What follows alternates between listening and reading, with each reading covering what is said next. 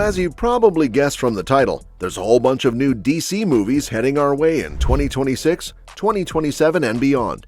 DC Studios has a bunch of projects in different stages of development, some we've heard a lot about, and some are still under the radar. For example, there's a cool new animated movie coming that focuses on the Robins, mainly Dick Grayson and Jason Todd, as they try to figure out their paths forward, even though they're dealing with really different futures.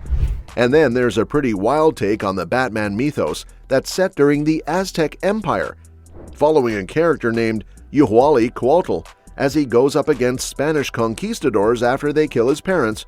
Definitely not your usual Gotham story. But before we dive into all those upcoming titles, there's something important to understand. This new era of DC movies really kicks off with Superman in 2025. Directed by James Gunn, it's set to shake things up for the Man of Steel in a few big ways, including changes to his iconic parents. In this version, both Ma and Pa Kent are alive and still part of Clark's life, which is a big shift. Some fans love that idea, but others, especially comic book veteran Mark Waid, think it might cause some issues. According to Waid, who's written some of the most beloved Superman stories ever, having Clark's parents alive actually weakens the character's journey. He argues that losing his parents is part of what pushes Superman into adulthood. Waid basically said, "Dead, dead, dead," when asked how he felt about the Kents being alive. For him, having Clark fly home for advice and pie kind of makes him feel less like a grown man and more like a kid with superpowers. And it's not just about maturity. Waid also believes that heroes are defined by tragedy. The fact that Superman can't save everyone, not even his parents, is a tough but necessary lesson. It's one that shapes him into the hero we know. So when the trailer for Gunn's Superman dropped and showed Clark being hugged by his mom and joking around on the farm, it definitely raised some eyebrows, especially from those who agree with Waid's take. Although it's still possible that Pa Kent might meet his end later in the film, the tone we're seeing now suggests a softer, more lighthearted take.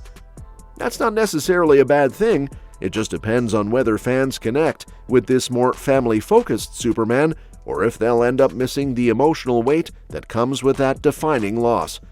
Either way, it's a bold choice, and we'll find out soon enough if it works. Now let's start off with our list. We've got Supergirl Woman of Tomorrow, June 26, 2026. This one was first announced by James Gunn back in January 2023, and not long after that, Craig Gillespie was confirmed to direct. What's interesting is that Gunn made it clear right from the start. This version of Supergirl is going to be very different from what we're used to. Unlike Superman, who landed on Earth as a baby and grew up with two loving parents, Supergirl, aka Kara Zor-El, spent the first 14 years of her life on a fragment of Krypton, basically watching everyone she knew die. So while Superman's story is rooted in hope and warmth, Kara's is much more darker and more traumatic, which shapes her into a much harder, tougher character. Gunn described her as much more hardcore, and it really sets the tone for what to expect.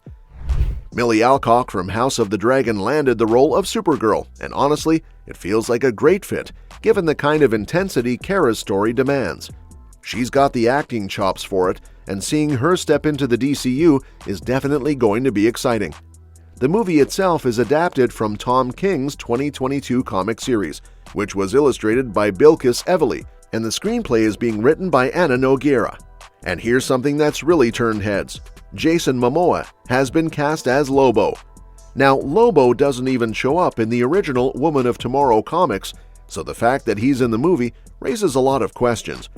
But considering how much Momoa has pushed to play Lobo and how iconic the character is, his inclusion might mean we're looking at something bigger than a one-off appearance.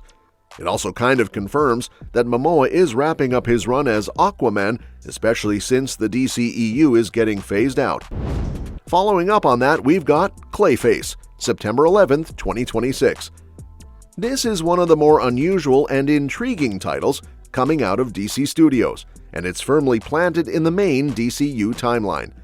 What makes this project stand out is that it's written by horror maestro Mike Flanagan.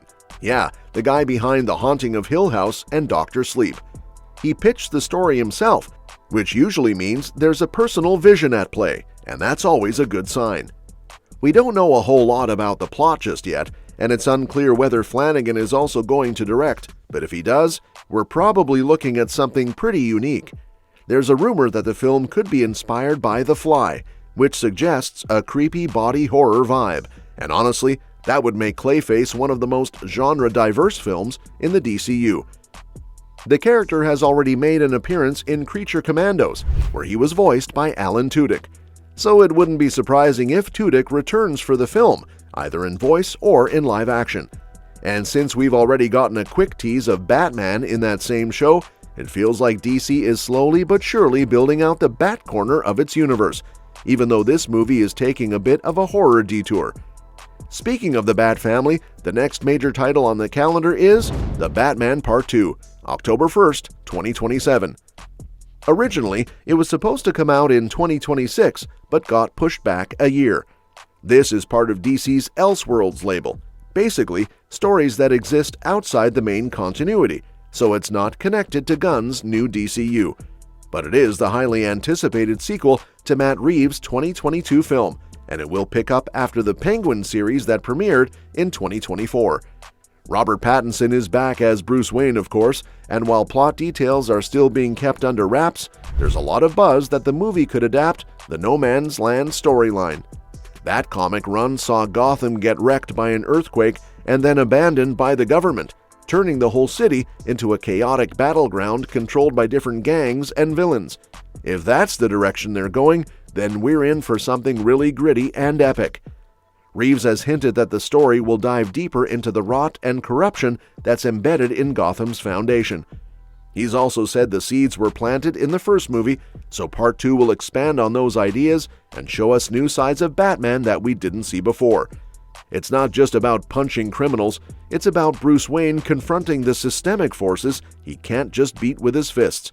And since Colin Farrell is confirmed to return as Oswald Cobblepot, aka the Penguin, you can expect at least some connection to the events of the spin-off series. Filming is expected to start in 2025, so they've got plenty of time to get this one right. Now this next one is a bit of a curveball in the best way. Dynamic Duo, June 30th, 2028. Dynamic Duo is an animated film that was announced in late 2024, but it's not about Batman and Robin like you might expect. Instead, it follows two of the most iconic former Robins, Dick Grayson and Jason Todd. What makes this setup so compelling is that these two characters took very different paths after leaving Batman's side. Dick grew into Nightwing, the cool, independent vigilante with a heart of gold. Meanwhile, Jason became the Red Hood after being murdered by the Joker and later resurrected. So you've got this emotional contrast. One tries to uphold Batman's legacy, while the other constantly questions and challenges it. We don't know exactly when in their lives the movie will be set. Maybe it'll show their early tension, or maybe it'll dive into their later, more complex relationship. Either way, it's an angle we haven't seen explored much in animated films. Matthew Aldrich, who co-wrote Coco, is handling the script, which bodes well for emotional depth and character-driven storytelling. And the animation is being done by Swaybox Studios, a relatively new outfit that mixes puppetry, live action, stop motion, and CGI to create a really unique visual style. That could really set Dynamic Duo apart from most superhero animations out there, which often follow a more traditional format. Swaybox's co-founder Arthur Mintz is directing, and of course, Gunn and Safran are producing, because what DC project these days doesn't have them involved? Their names being attached usually signals some level of creative cohesion, and with a story this character-rich, having thoughtful leadership could make all the difference. Sergeant Rock, TBA.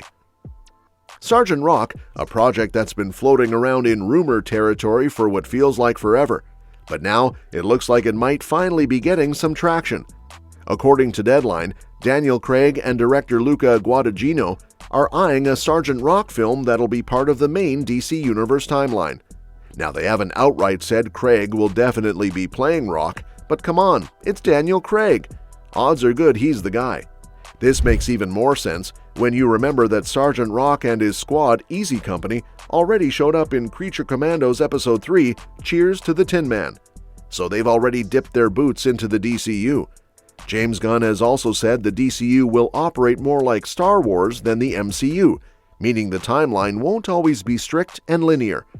That's perfect for something like Sergeant Rock because it could easily take place in World War II without throwing off the rest of the DCU's continuity. And hey, if they want to bring G.I. Robot back for a movie, it'd be a great way to tie things back to Creature Commandos. Batman Azteca, Shock de Imperios, Clash of Empires, TBA. Now this one's really out there, in a cool way. Batman Azteca Shock de Imperios reimagines the Dark Knight in an Aztec empire. Instead of Bruce Wayne, we follow Yohuali, a young warrior who's out for justice after Spanish conquistadors kill his parents. It's a totally different take on Batman, rooted in pre-Hispanic history and mythology. Even though there's no release date yet, they've already revealed an official image from the movie. And since Batman has been reimagined a bunch of different ways before, from steampunk detective to cosmic horror investigator, this feels right in line with DC's long tradition of putting a fresh spin on the Caped Crusader. This animated film is set to premiere on Max, so it'll be a nice break from the more grounded The Batman Part 2 and The Brave and the Bold. The Authority, TBA.